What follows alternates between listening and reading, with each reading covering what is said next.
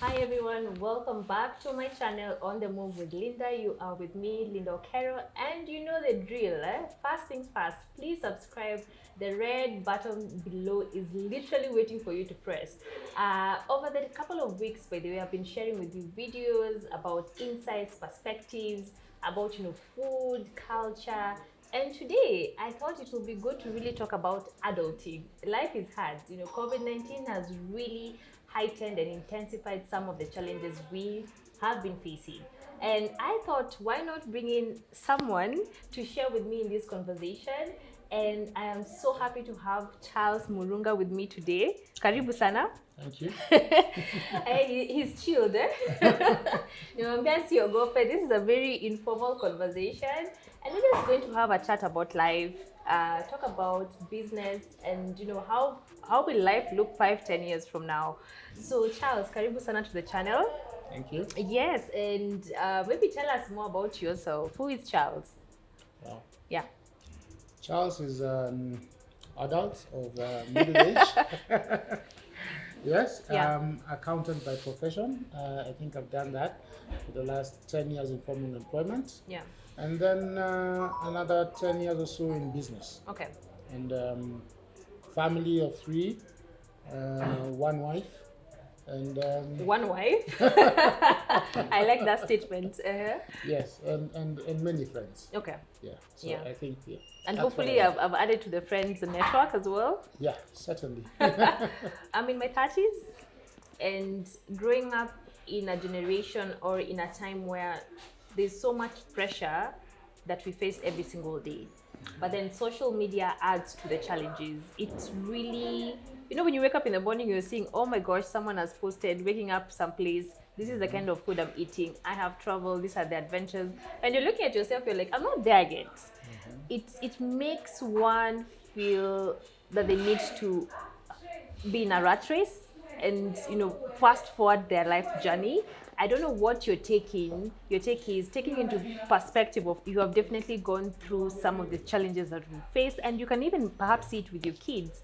So what will be your take on the current issues that our generation is facing? We are at that time, they call it the information age, and there's an overload of information Yeah. available to people. Social media is awash with everything, the good, the bad, the productive, ugly. the unproductive, Yeah. the ugly, Yeah. and so on and so forth. So for me, I think if you can instill values, or if the young can have values that will help them filter what comes through social media, because not everything that you get, social media or otherwise, is true. Yeah.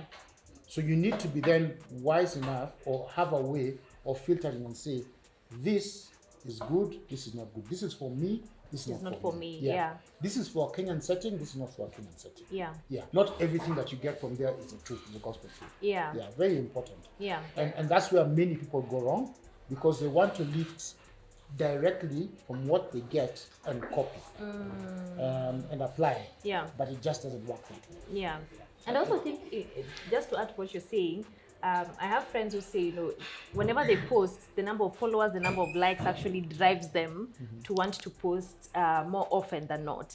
Social media used to be fun. You're posting an image, it's not about the likes, the followers. It was just about showing, the fun images, what you're doing. Yeah. And I think the more we go with the evolution, we started with Facebook, Twitter, Instagram, Snapchat, now we're on TikTok.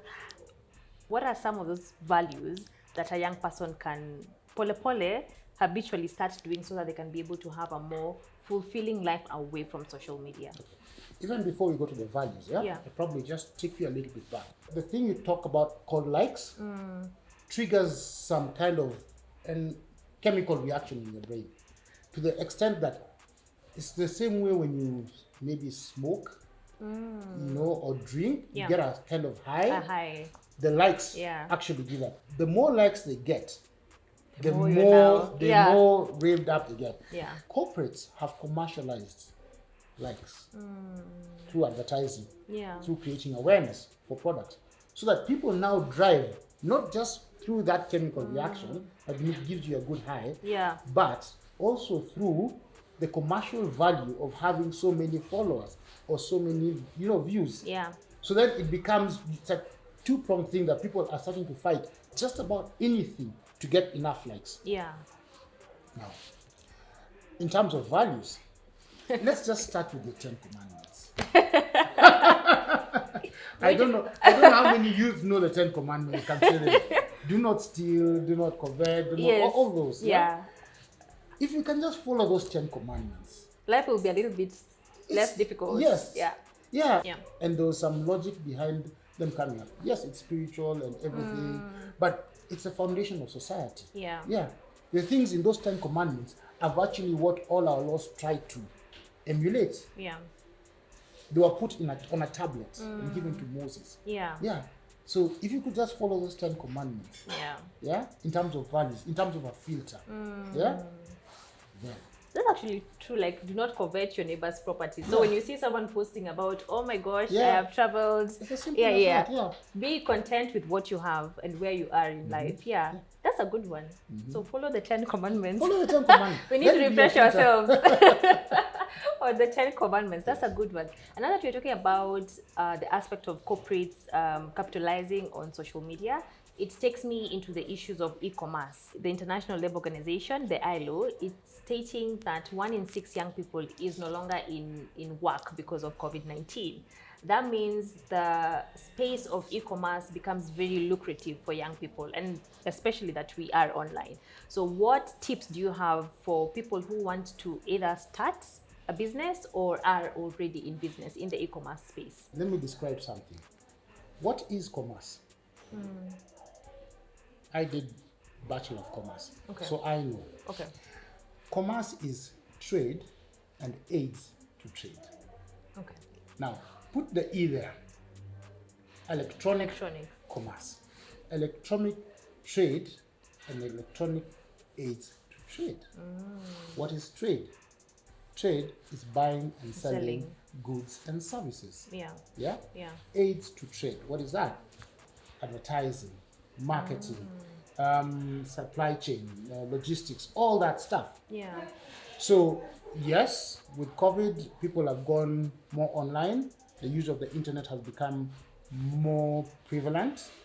The question is then, with the youth, can they identify something, a good or a service, that they can easily sell online? Yeah? Okay. They can copy from GGPay, they can copy from Amazon, eBay, and all those companies. Yeah. Replicate that model, and it's being done here in our local setting. Yeah. Okay. And we don't have a very good postal service, but we have borders or Glovo and things like that. Yeah. So long as you can identify a product or a service that people need, and you can post it online, Facebook, IG, on all those other platforms. Yeah.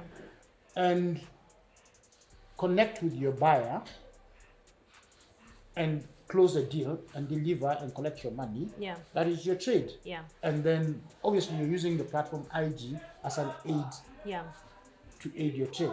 So long as they can do that, they can be busy. Yes. The next question they need to ask themselves is that, are they in business? Because you can be busy but not in business. Yeah. Yeah. So are you, first of all, buying low and selling high? All right? And is that contribution per product or per service sufficient to cover your other costs? And how many pieces of item A or B do you have to sell to cover your rent, to cover your salary, to cover your transport? Those are the questions that people have to ask themselves when they're doing business. Yeah. Yeah. So that the whole thing makes sense, because there's no use of being busy as a bee and not making money out of it. Yeah. Yes. And what do you think about diversification of a business? You know how with COVID, if you had a restaurant, for example, and you didn't have online delivery or online channels, now you had to start doing deliveries. When it comes to diversification of products and services, is it a must for every business, or it depends either with your business model, your product or service? Because sometimes also young people are now forcing, like, now I have to. I have to, if I'm selling bananas in Kilimani, then I have to start selling in, Dagoretti, where, so that I expand my market. What do you think about that? Necessity is the mother of Invention. invention. Our circumstances have put us in a position that we have to innovate. We have a curfew that ends, previously was ending at 7, now ends at 10 o'clock. Yeah? So it restricts movement, it restricts many things. You have to come up with new ideas, new strategies, so that you can still reach your market. So things like deliveries work. Things like online menus and platforms work. And that's why people are actually considering those options so that they can actually reach out. Things like pushing SMSs, reminders and things like that, actually work. I'm not a marketer, but I know some of these things are important to actually reach out to your customer base. Things like just making calls, relationship calls to your customers and doing surveys. Nothing. So thank you for visiting Java, or Java as an example. Okay, thank you for visiting our place. How did you like the food? What can we improve on it? And things like that.